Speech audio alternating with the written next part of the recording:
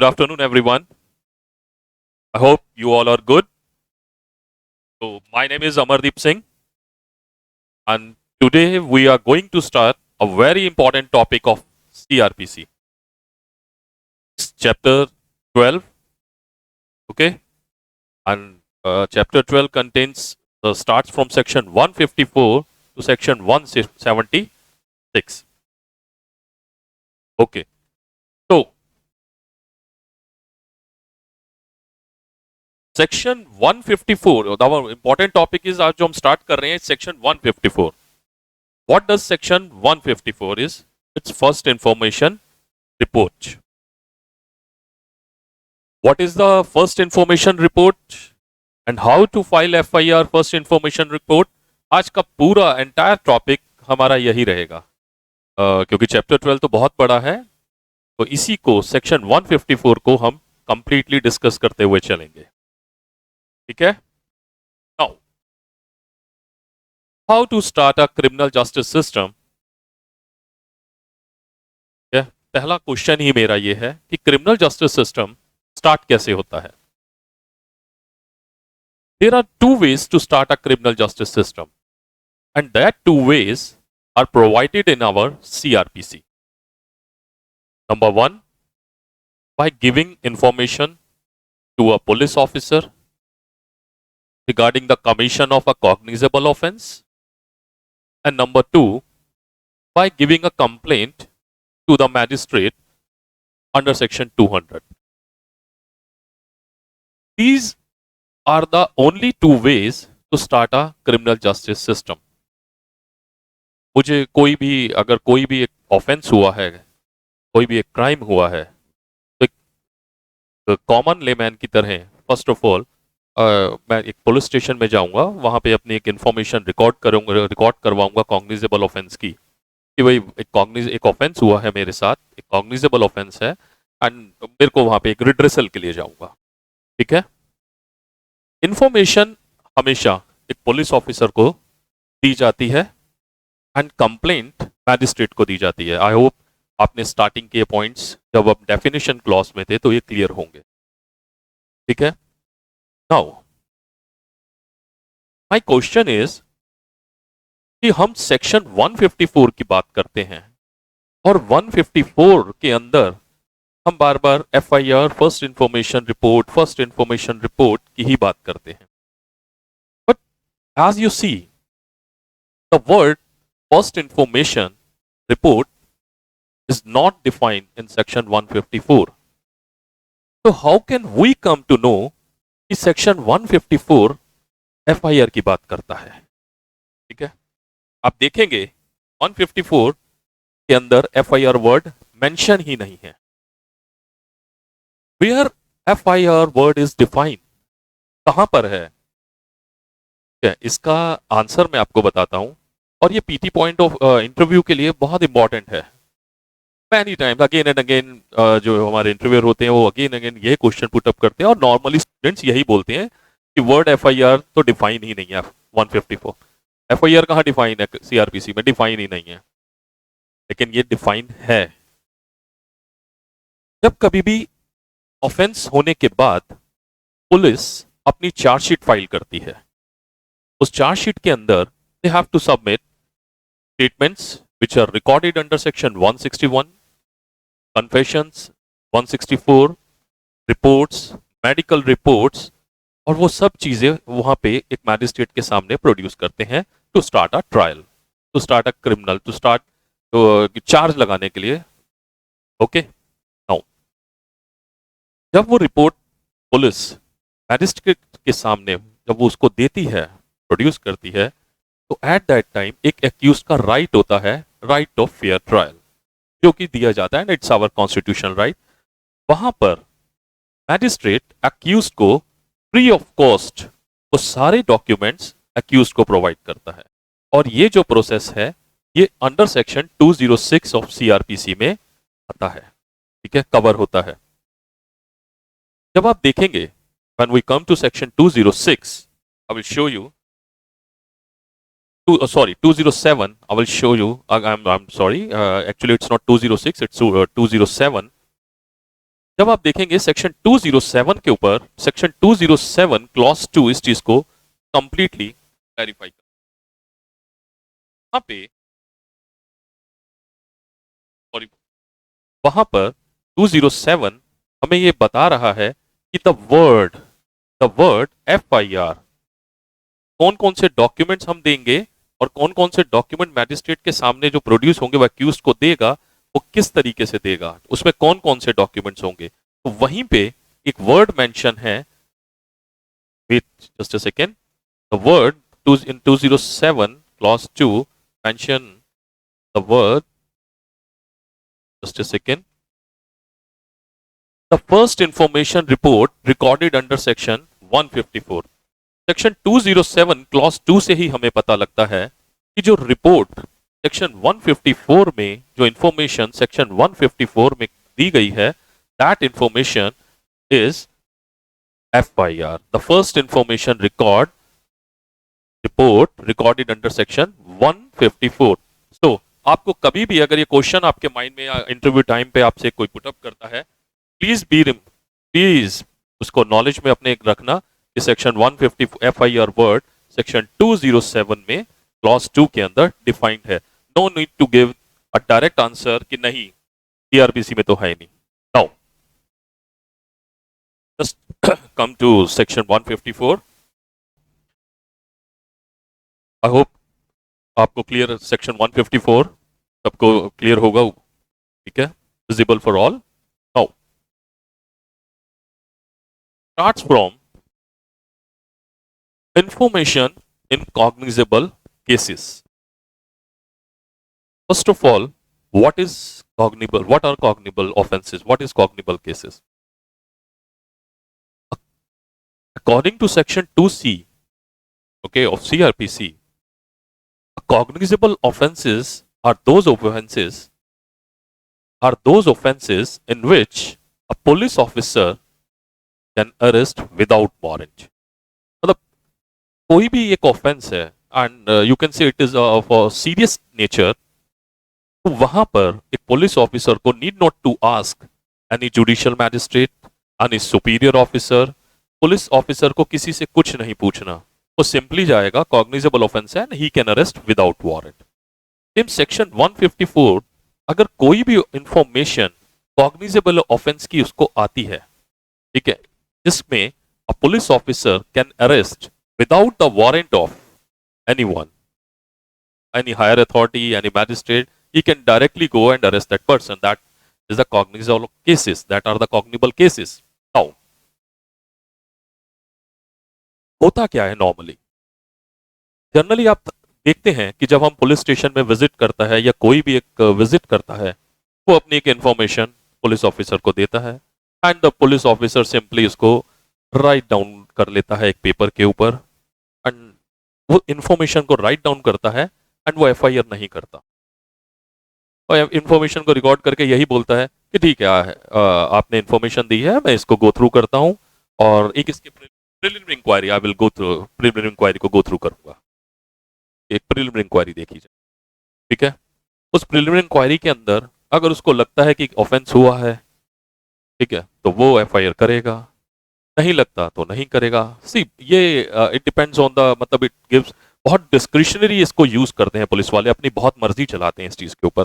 और 154 के अंदर ही बहुत सी ऐसी चीजें हैं जो कहीं ना कहीं एक ऑफिसर इंचार्ज को मैंडेटरी प्रोविजन के अंदर उसको इसकी ड्यूटी बाउंड करती हैं कि उसको FIR लिखनी चाहिए, राइट। नाउ व्हाट इज, आगे I am going to read first para. Every information. What is every information? It is not generally a mere information. Simple नहीं है कि ठीक है एक जर्नल, एक इंफॉर्मेशन होनी चाहिए, information related to the which से सम पर्पस, कोई पर्पस बताए उस इंफॉर्मेशन का, पर्पस किस टाइप का, what type of purpose, purpose to punish the culprits, to punish the accused, purpose to start a criminal justice system, purpose to punish a wrongdoer. कुछ purpose होना चाहिए information का, कैसी भी इंफॉर्मेशन हो, it doesn't mean that information is a credible information, reliable information, suspicious information, कोई फर्क नहीं पड़ता. वी वांट अ सिंपल, एक we want a information. what is the information? Information it shows some purpose to start a criminal justice system against the accused. ठीक है, एक ऐसी information which is relating to the commission of a cognizable offenses. Okay, I hope यहां तक आपका सब clear होगा. Now, if I am giving that information orally to an officer in charge of a police station, then normally वो उसको write down करेगा, लिखेगा, ठीक है, या अपनी किसी भी ऑफिसर के अंडर जो उसके अंडर में होगा उसकी डायरेक्शंस के अंदर उससे नोट डाउन करवाएगा. एंड इफ अगर उसको रिटर्न में मिली है वो इंफॉर्मेशन रिसीव हुई है तो उसको एज इट इज रख लेगा. But the main thing is that कि वो दोनों इंफॉर्मेशन के अंदर अगर ओरली है तो वहां पे गवर्नमेंट को रीड करे करवाएगा और उसके सिग्नेचर करवाएगा, वहां पे साइन करवाएगा. That is a compulsory. और इफ दैट इंफॉर्मेशन अगर रिटर्न में आई है तो नेचुरल सी बात है कि जो भी इंफॉर्मेंट होगा उसको साइन करने होंगे. He has to sign. Now मैं ब्रेक करता हूं, चलता हूं. अब सपोज कोई भी information if given orally to an officer in charge of a police station, the word shall be, आप देखोगे मैंने इसको रेड में की, जितने इंपॉर्टेंट जो पॉइंट्स है ना तो मैंने यहां कलर आउट किया है. द वर्ड शैल बी, ये शैल बी जो वर्ड है ना यहां पे, ये बहुत सी कंट्रोवर्सीज को भी क्रिएट कर देता है. यहां पर ये पुलिस की डिस्क्रिशनरी पावर को खत्म करता है. यहां पर कई पुलिस वाले, मेनली जो पुलिस ऑफिसर्स हैं, शैल वर्ड में प्रिज्यूम कर जाते हैं. I have lots of judgments on that.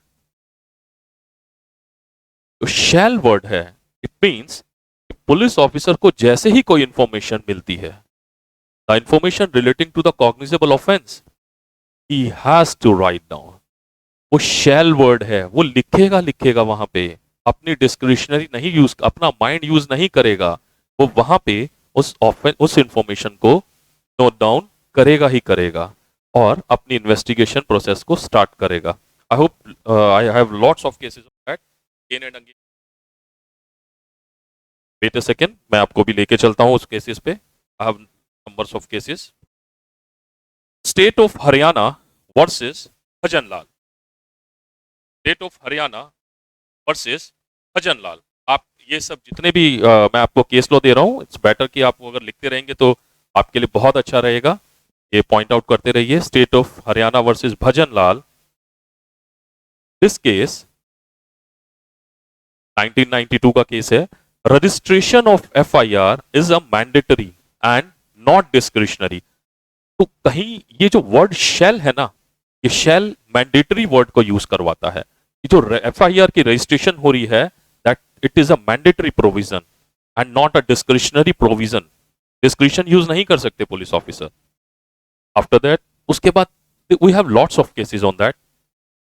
Ramesh versus State of NCT, Delhi, ठीक है, in which 2006, in which the court held that the provision of FIR is mandatory. The provision of FIR is mandatory and police officer is duty bound. यहां पर police officer की duty bound है वहां पे वो कि to register an FIR on the basis of information of a cognizable offence. जैसे ही इसको कॉग्निजेबल ऑफेंस की कोई इंफॉर्मेशन मिलती है, police officer is a duty bound to register an FIR. कोई डिस्क्रिशन नहीं चलेगी. बहुत से और केसेस हैं, बहुत, we have lots of cases on that. The word shall के ऊपर we have lots of cases.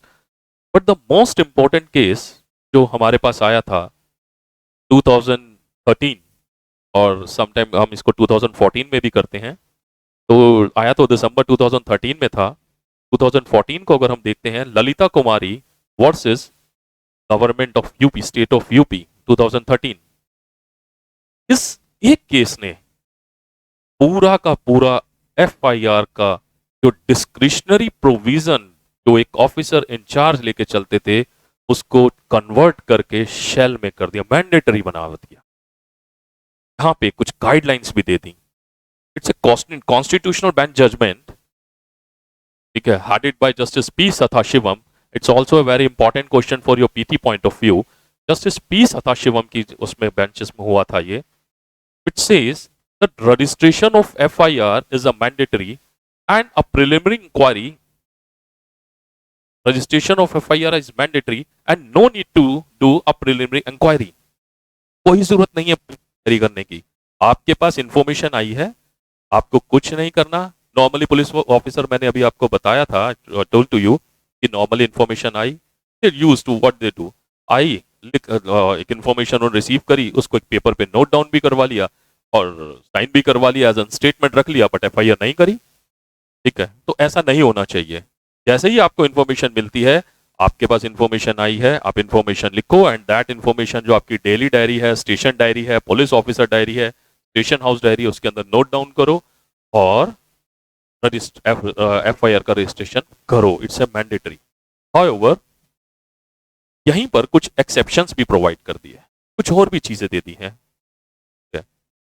कुछ केसेस के अंदर जस्टिस सदाशिवम बेंच ने यह भी बोल दिया कि हम आपको कुछ ऐसे भी केसेस देते हैं जिसकी प्रिलिमिनरी इंक्वायरी के अंदर आपको करने की जरूरत पड़े तो आप कर सकते हैं।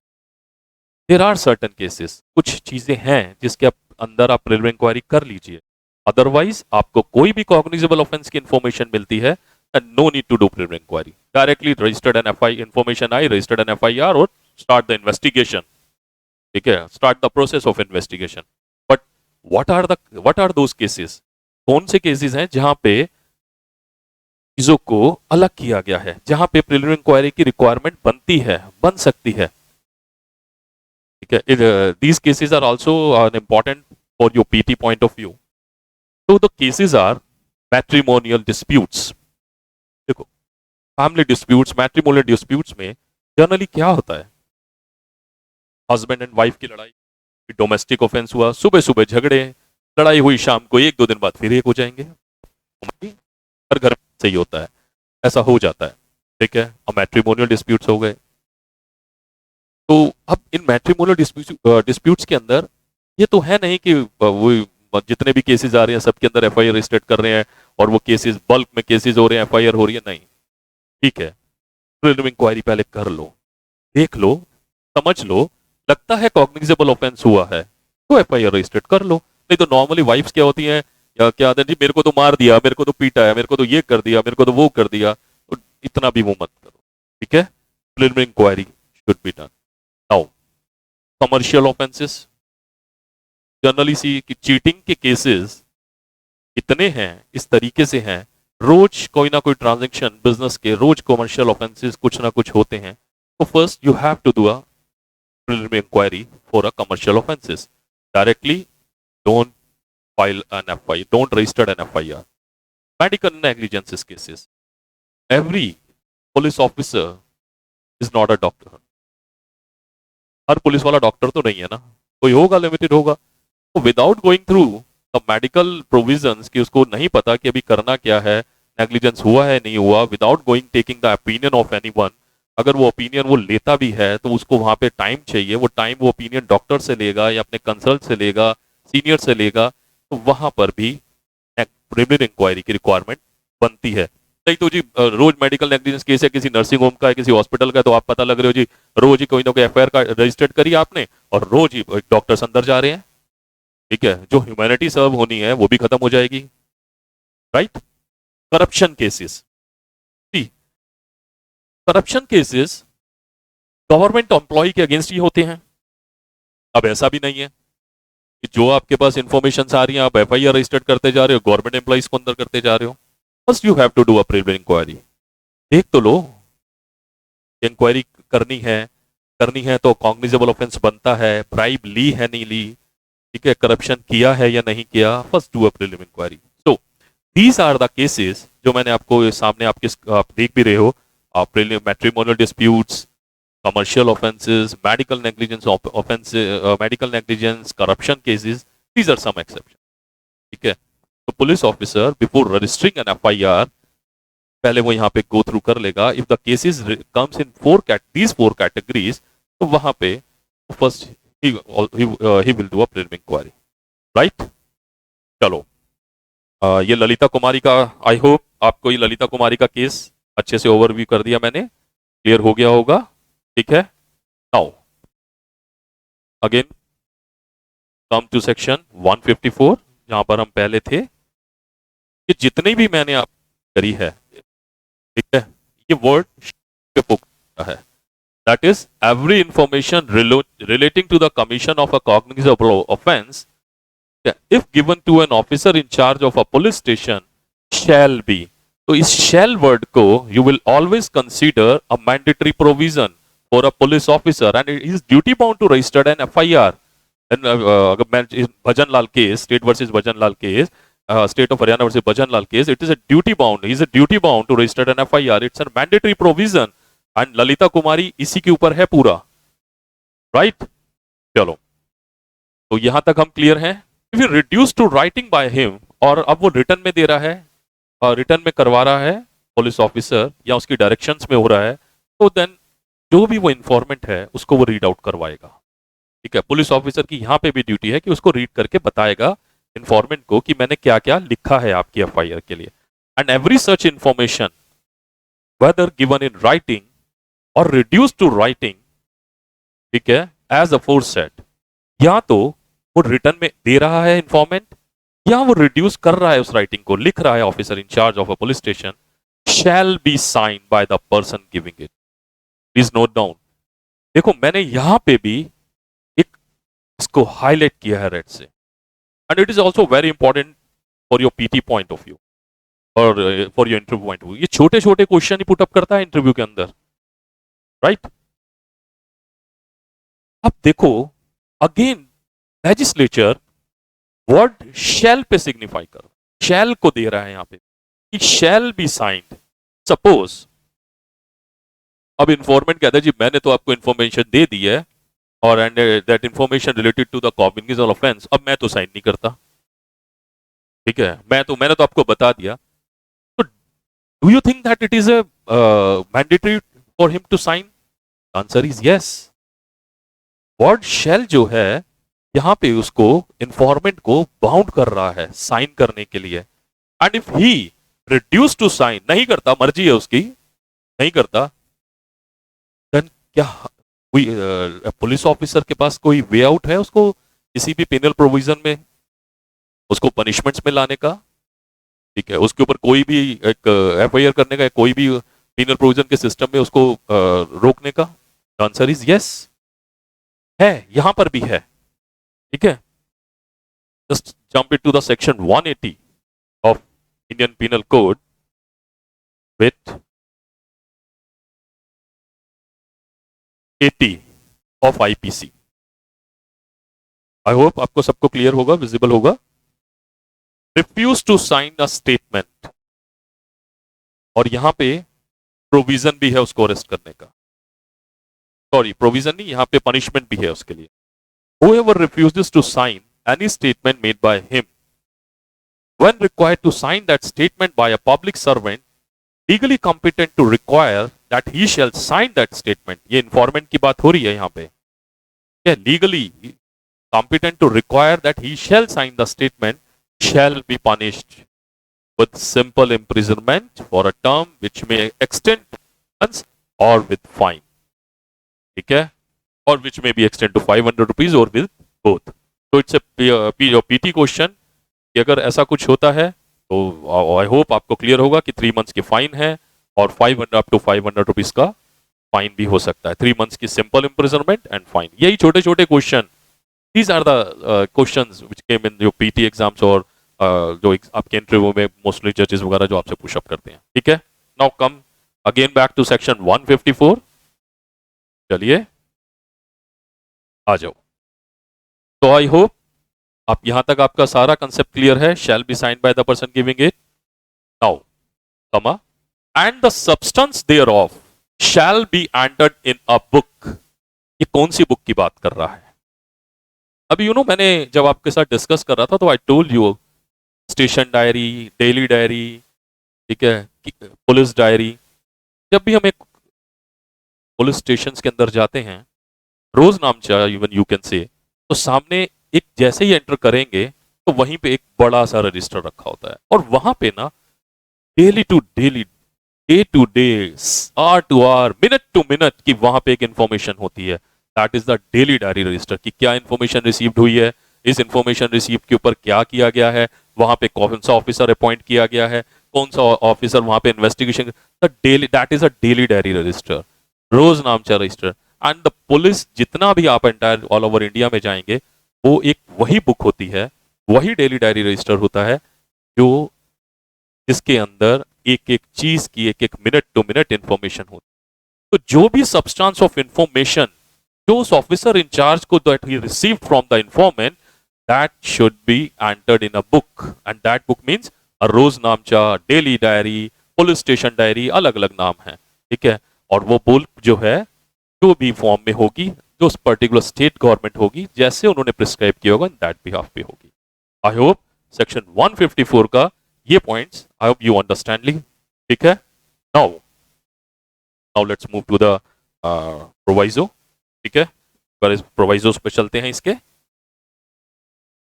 नॉर्मली ये प्रोवाइजो जो है आफ्टर द निर्भया की 2013 आए हैं। प्रोवाइजो, ये जितने भी प्रोवाइजो नीचे इसमें एडेड हैं, ये सब के सब प्रोवाइजो ऑफेंस अगेंस्ट वुमेन के अगेंस्ट में है, ठीक है। क्राइम अगेंस्ट जो भी करता है इनके अगेंस्ट आते हैं, ऑफेंस अगेंस्ट वुमेन के आते हैं, में डिटेल करते हैं, right. Stalking. Now, simple. These are the sections of IPC related to women's offense against women. That is domestic. That is 326A, B, 354, 354A, 354B. Acid attacks हो गए, voyeurism हो गया, stalking हो गया, ठीक है, disrobe हो गया, insults हो गया, 509 तक, rape के हो गए. These are the cases. Now, इसमें क्या कहता है? इसमें कहता है कि if an offence against a women, and जो भी उसमें ऑफेंस हुआ है, कमिटेड हुआ है या अटेम्प्ट हुआ है, that such information, the information which is recorded under section 154, that shall be recorded by a woman police officer और बाय एनी वुमेन ऑफिसर।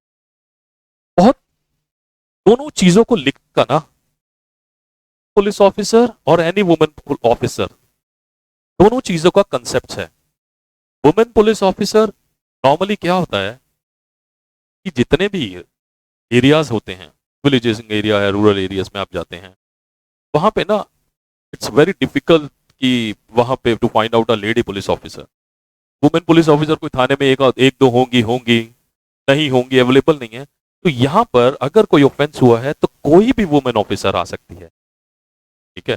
कोई भी वुमेन ऑफिसर, स्टेट गवर्नमेंट के अंदर कोई भी अगर ऑफिसर है वहां पे वुमेन ऑफिसर, तो she will come and record the statement. ADM हो सकती है, एसडीएम हो सकती है, कोई भी एक अच्छी लेवल, कोई भी एक वुमेन ऑफिसर हो सकती है जो स्टेटमेंट रिकॉर्ड करेगी।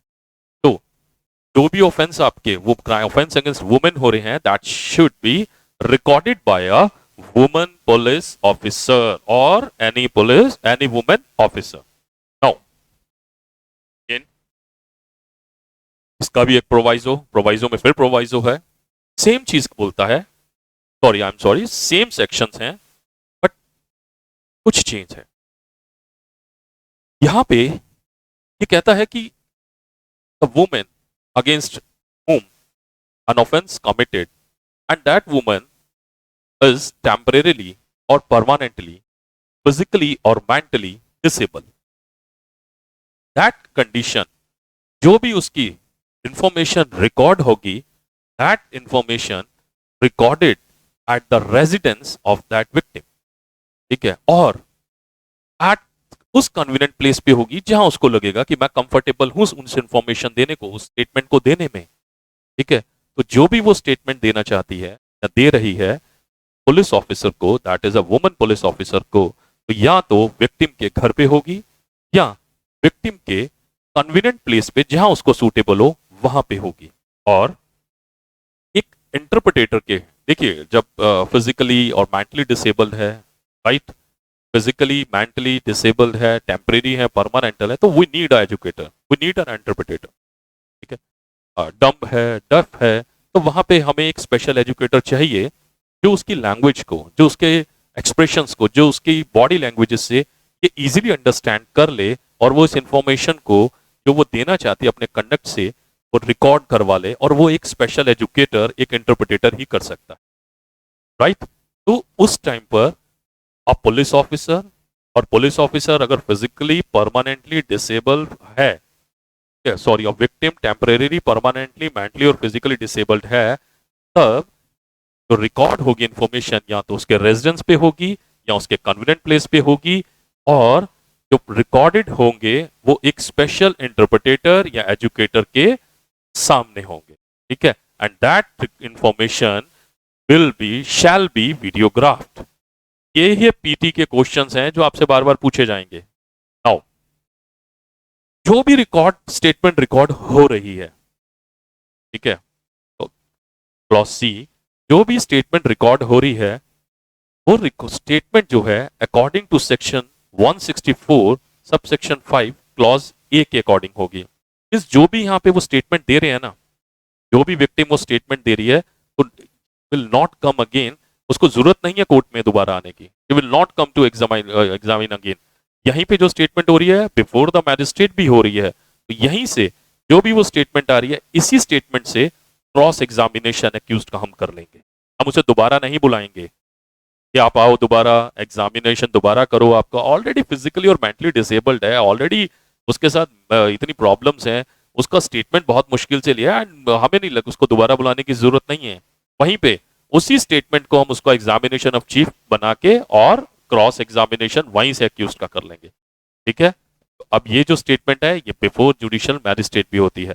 आई होप ये प्रोवाइजो आपके क्लियर हो गए होंगे, ठीक है? नाउ अब चलते हैं हम, कम to section 150 sub section 2। A copy of the information जो भी होगी recorded by an officer in charge, जो भी एफआईआर की कॉपी होगी वो इन्फॉर्मेंट को फ्री ऑफ कॉस्ट मिलेगी, ठीक है? अब एक्यूज क्या करेगा? एक्यूज को फ्री ऑफ कॉस्ट नहीं, एक्यूज को कैसे मिलेगी? एक्यूज को कॉपी कोर्ट से मिलेगी। जैसे ही ऑफेंस होता है, ऑफिसर इंचार्ज मैजिस्ट्रेट को, जो हमारे कंसर्न जो एरिया मैजिस्ट्रेट होता है वहां पे वो सबमिट करता है एफआईआर को, और जो भी एफआईआर की कॉपी होती है वो एक्यूज को वहां से डिलीवर हो जाती है, ठीक है? Now suppose, now again I am sorry, मेरे को एक पॉइंट और आपका क्लियर करना है। मैं आता हूं दोबारा प्रोवाइजो पे, ऑफेंस अगेंस्ट वुमेन के प्रोवाइजोस के ऊपर आता हूं दोबारा, ठीक है? आप प्लीज इसको ऊपर दोबारा रीड आउट करते हैं एक बार, 154 क्लॉज 3 के proviso. In suppose if an officer in charge of a police station refuses to register an FIR, मना कर दिया उसने, नहीं करता रजिस्टर, कोई जरूरत नहीं है मुझे, मैं नहीं करता, नहीं मांगता, तो क्या प्रोविजन है? ये भी 2013 के अमेंडमेंट से आया है, that provision, and it's a penal provision, it's a punishable provision, और जो इसके अंदर जो इम्प्रिजनमेंट है that is a rigorous imprisonment, okay? तो read section 166 A, public servant disobeying directions under law. I will not read the complete entire section. I'm simply come to clause 2. Okay, knowingly disobeys to the prejudice of any person any other directions of the law regulating the manner in which he shall conduct such investigation. Now, fails to record any information. यहीं से start कर रहा हूं मैं। Fails to record any information given to him under subsection 1 of section 154 TRPC in relation to the cognizable offense punishable under section, same sections आ गए, offense against women के 326A, B, 354, 354B। now इस same section के अंदर अगर officer in charge fails to record, deny कर देता है, नहीं करता, तो क्या है?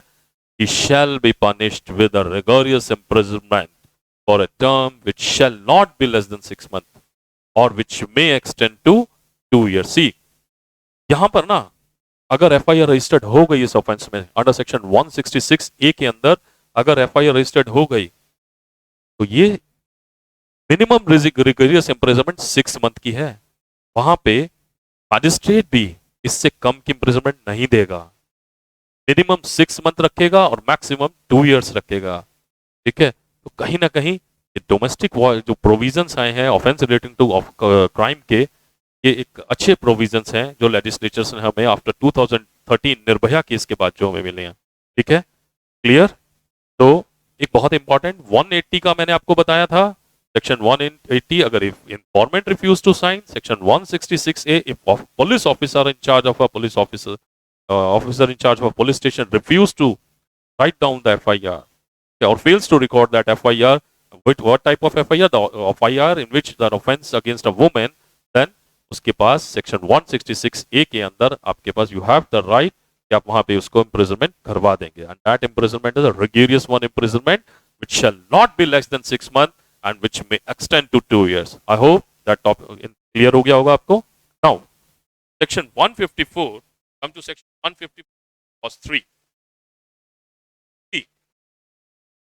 It is 154(3), you can say it is an procedural ही है, सीआरपीसी में है तो प्रोसीजर ये भी हमें दे रहा है.